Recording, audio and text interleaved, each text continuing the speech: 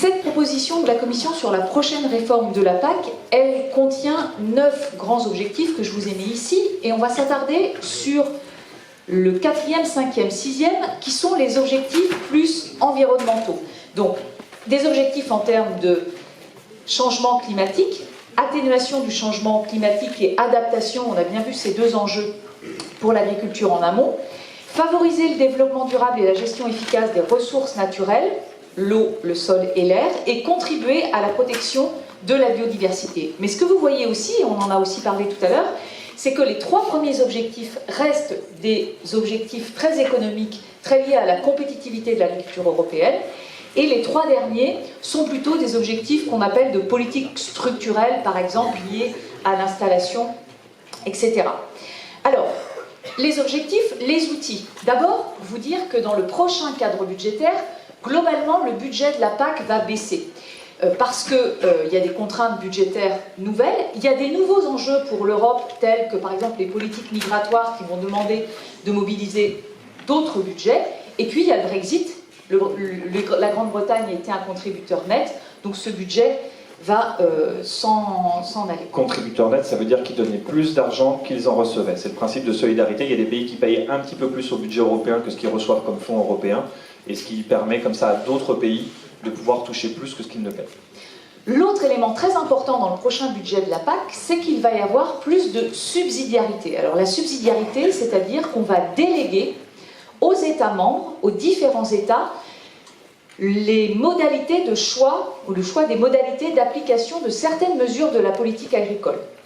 Ça, c'est très important parce que c'est une forme de renationalisation de la PAC qui va s'établir dans le cadre de ce qu'on va appeler les plans stratégiques nationaux. Donc chaque État va devoir décider comment est-ce qu'il applique finalement certaines mesures de la PAC.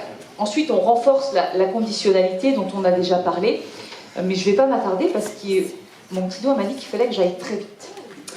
Alors, ce qu'on voit ici, c'est que les objectifs apparaissent comme étant peut-être un peu plus lisibles.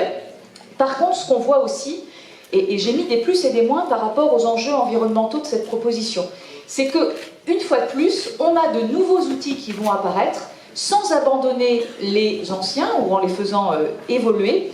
Et là encore, on voit que l'adaptation des outils aux objectifs de politique publique n'est pas forcément simplifiée. Et ce qu'on voit aussi, c'est que, et ça c'est très important pour la prochaine PAC, le principe de subsidiarité va pouvoir renforcer ce qu'on appelle les distorsions de concurrence. C'est-à-dire que les pays vont pouvoir faire des choix différents en termes d'adaptation de la politique agricole. Ça va se traduire par des contraintes qui ne sont pas homogènes entre les pays du Nord, les pays du Sud et les pays de l'Est, par exemple. Et donc, les agriculteurs qui vont intervenir et produire pour le même marché ne vont pas avoir les mêmes conditions administratives et économiques de production. Donc ça peut instaurer un système de distorsion de concurrence. Cette réforme, elle n'est pas très bien accueillie par les ONG. Je vous ai mis un petit dessin satirique qui montre cet accueil assez froid par les ONG environnementales.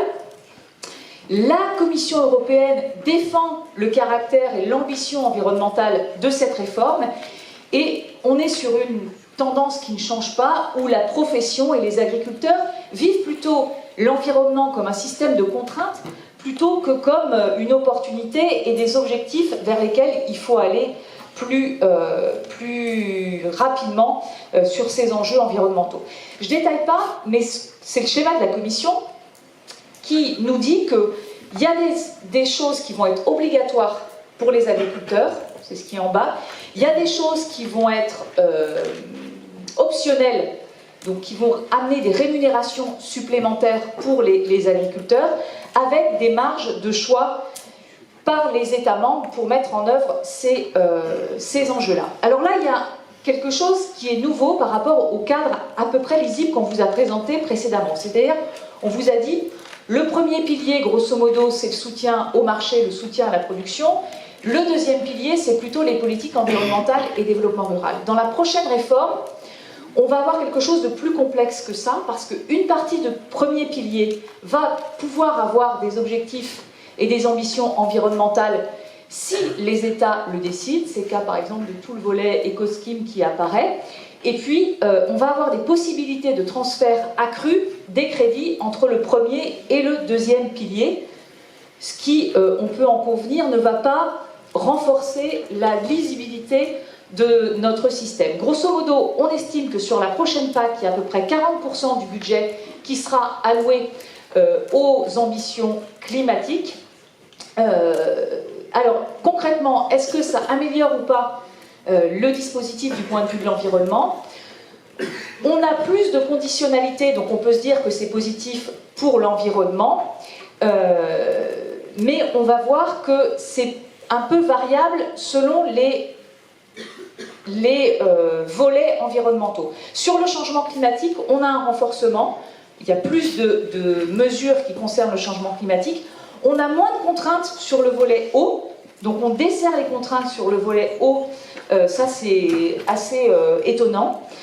On a des choses qui sont quand même un petit peu renforcées sur les sols, mais pas probablement à hauteur des ambitions que devrait avoir l'Union européenne sur la question de la captation du carbone, et on renforce les éléments sur la biodiversité et les paysages. Donc on rajoute, si on fait vite, quelques mesures environnementales. Par contre, sur certains points, on dessert les contraintes. De l'aveu même de la Commission européenne, on sait que ces propositions auront des scénarios de mise en œuvre qui pourront être très différents selon les États membres, et ça c'est quand même une question, et on peut se dire que c'est quelque part aussi un recul de l'Union européenne qui se dit, finalement la diversité est tellement compliquée à gérer dans ce marché commun qu'on laisse plus de marge de manœuvre aux États membres, sachant que c'est une demande aussi souvent des États membres, et c'est cette contrainte que l'Union européenne doit gérer. Ce qui est un peu dommage dans cette nouvelle réforme, c'est qu'elle est probablement faible du point de vue de la question de l'émission des gaz à effet de serre et des questions de CO2. De même, il n'y a pas de mesures ciblées sur la question de stockage du carbone, alors que, selon moi, c'est l'enjeu majeur au niveau européen. Et on peut considérer que, globalement, cette réforme, elle est encore un peu faible en termes d'environnement et probablement de lisibilité pour les agriculteurs, pour les acteurs. Quelles propositions alternatives et complémentaires pourraient être faites, parce qu'on est dans une période aussi d'élections, de débats, de votes au Parlement? Il faut savoir que là, on continue dans une juxtaposition, d'une part, des politiques agricoles liées au marché et des politiques environnementales d'autre part. Comme ça a été présenté tout à l'heure par le collègue de Terena, on a le devoir de mieux lier et de plus lier les enjeux économiques et les enjeux environnementaux. Si on continue à les opposer, on n'arrivera à rien en termes de mobilisation collective et de réelle mobilisation de tous les acteurs. Et ça, c'est un élément important. Donc il faut intégrer ces questions sociétales, et là je souscris complètement aux conclusions qui étaient données, et on ne peut pas les opposer aux signaux de marché. Les signaux de marché doivent inciter à de meilleures pratiques environnementales et être valorisés. Pour moi, en tant qu'analyste économique, on doit avoir des politiques publiques qui doivent être menées à l'échelle pertinente. Pour moi, les enjeux climatiques, ils doivent être menés au niveau européen. C'est pour ça que la question du carbone et des sols, elle doit être évoquée à cette échelle-là. Pour moi, les questions de régulation du marché, elles doivent aussi être menées au niveau européen. Par contre, les politiques structurelles peuvent être menées de manière coordonnée entre l'Europe et les États membres. Et puis, le soutien aux initiatives locales doivent et peuvent être menées à des échelles plus fines, comme les régions et pour la France et d'autres collectivités dans d'autres États membres. Dernier point, ce qui me semble important dans les prochaines réformes, c'est non plus de voir l'environnement comme un système de contraintes, mais de placer l'agriculteur au cœur, et les agricultrices, au cœur des efforts qui doivent être menés pour l'environnement. Et beaucoup d'ONG, de think tanks proposent des systèmes de scoring, c'est-à-dire on part de la réalité d'une exploitation et on lui fixe des objectifs en termes environnementaux, objectifs atteignables et réalisables, et probablement que sur les prochaines réformes, c'est ce vers quoi nous devrons aller. On peut l'applaudir pour cette présentation.